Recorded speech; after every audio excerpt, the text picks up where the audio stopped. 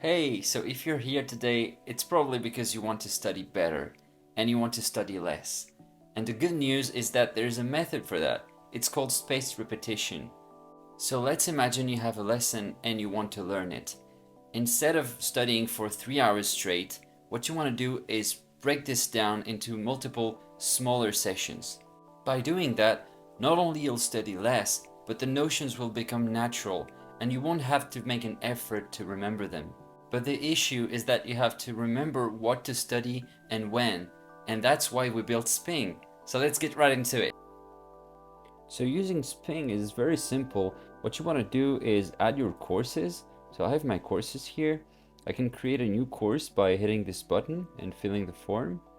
And once I have my courses, I can create new sessions every time I have a new lesson to learn. So for example, here, let's imagine I have a new lesson in cardiology and I want to add learning sessions for it. So I click learning sessions, I choose cardiology, and let's imagine it's about the cardiac cycle.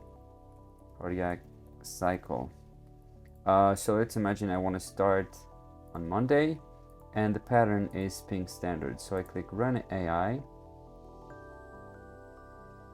and now I can see that the lessons are in my calendar. So this is the first session, the second one, and the last one. And you notice that they don't have the same duration and they don't have the same spacing either.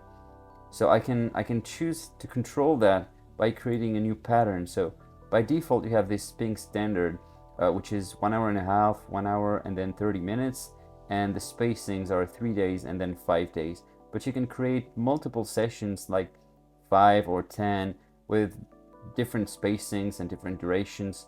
Usually when you want to optimize, what you want to do is reduce the number of days, reduce the spacing with time, and reduce the duration of the sessions with time. This is the proven method, but you can create any kind of pattern that you want. Have fun!